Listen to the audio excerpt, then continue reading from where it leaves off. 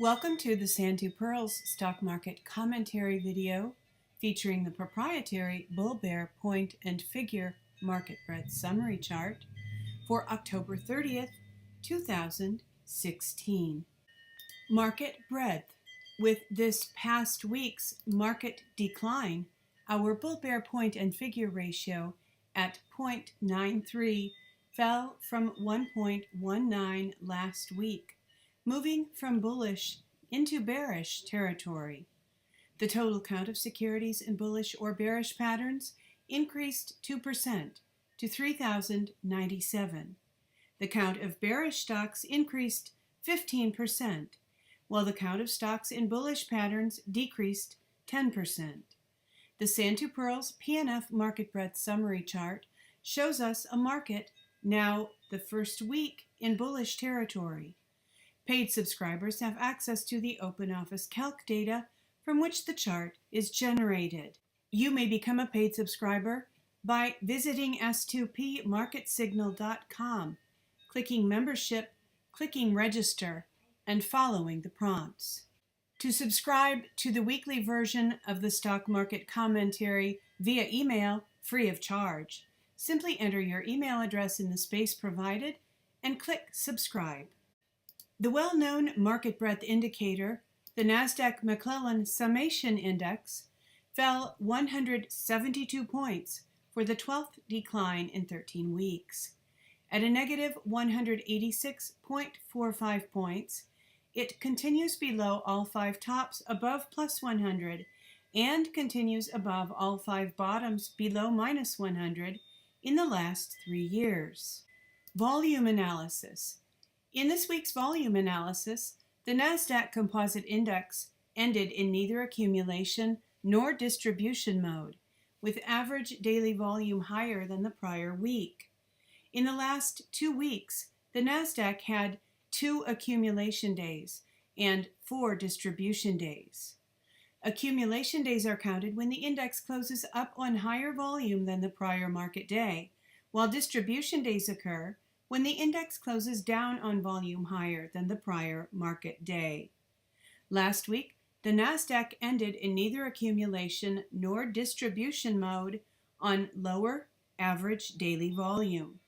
Momentum, now at a negative 123.09 from a negative 48.22 a week ago.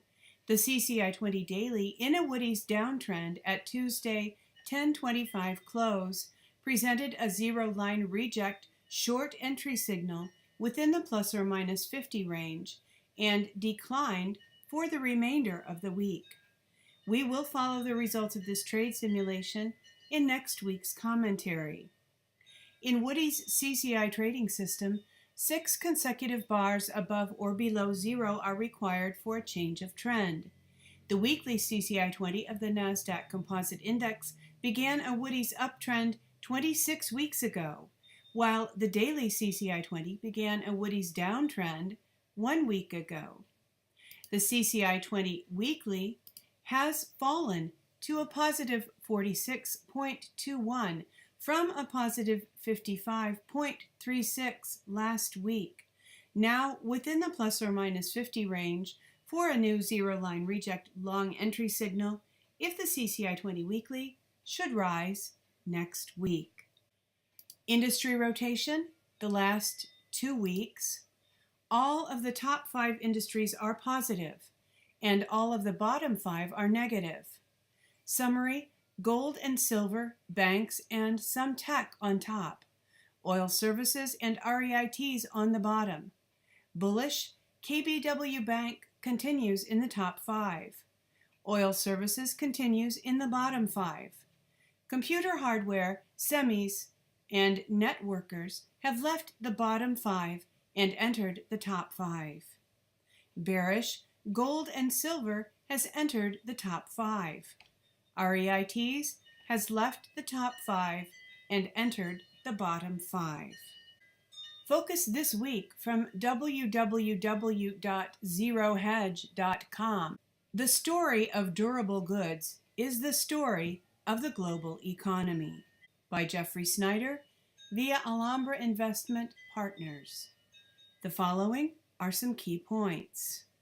Durable goods continue to show that there is no difference between the economy of 2015 and the one being described by these numbers in 2016. Capital goods continue to see the worst of it, with new orders down almost 4% in the latest month, while shipments fell by 5.2%. These circumstances are the continuation of 2 years of the wrong direction. The story of durable goods is the story of the economy itself. Why wouldn't it be? It is a segment related to consumers in some of the most economically sensitive ways possible. Big ticket items tend to sway with overall economic conditions, including consumer perceptions about the future. The less confident you are about what's just over the horizon, the less likely you are to buy expensive stuff. It all started with the shock of the Great Recession. But if it was to be a recession and normal business cycle, that meant the prospects of huge growth, despite the enormity of the hole that the economy would have to be overcome. Almost immediately, however, there was a problem. The recovery started to shallow. The first serious economic setback followed closely the monetary one in 2011. By early 2012, the economy here and globally started to weaken and do so in such serious fashion that it at the time threatened renewed recession and in some places like Europe did recur. What followed that downturn in 2012 is the main source of how everything afterward has been misconstrued. QE3 ignited stocks in the promise that it would work, while in the economy there was no recession but also no recovery from the weakness. Even though by 2014 there were positive numbers, and even more so in durable goods as well as other accounts, it wasn't the same as recovery or the continuation of a normal business cycle. Stuck in that frame of reference, however, policymakers were essentially fooling themselves by failing to appreciate the overall context that was actually quite repressive as well as overriding. Something was still very wrong, even if in traditional terms, expansion was still proceeding. Because of that altered state, economists misread what came next, the effects of the rising dollar, viewing 2014 as, again, meaningful acceleration. The mainstream interpretation of what was very serious weakness was to dismiss it. Believing the hastening in 2014 as real, the negatives of 2015 were downplayed as either a minor disturbance, manufacturing is only 12%, not worthy of consideration, or a temporary condition that would soon enough dissipate of its own accord. By that view and expectation, 2016 had to be a meaningfully improved environment, even if still by relative comparison. It hasn't been.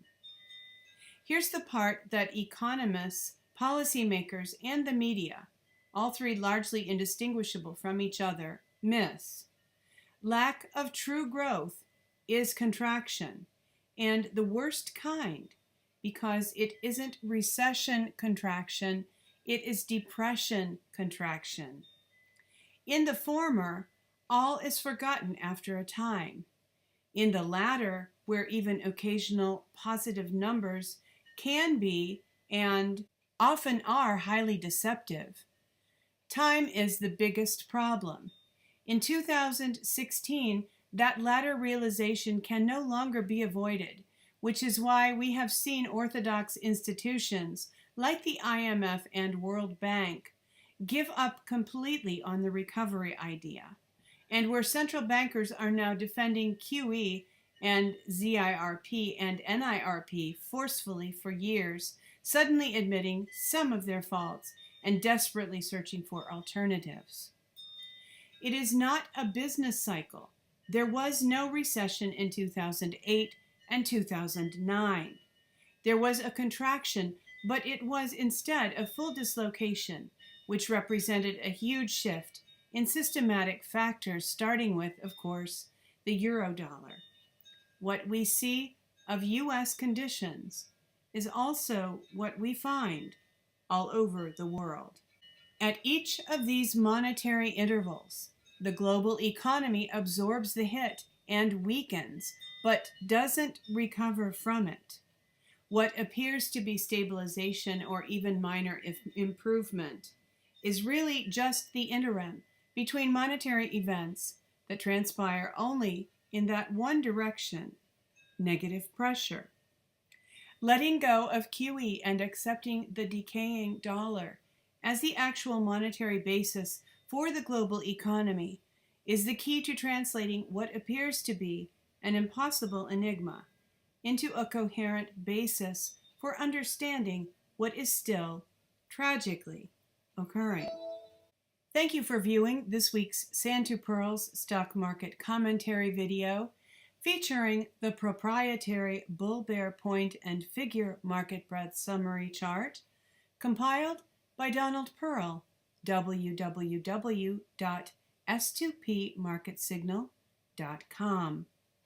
Hoping that you are enjoying a peaceful and pleasant weekend, that you are looking forward to a prosperous and productive week coming up, and wishing you true success.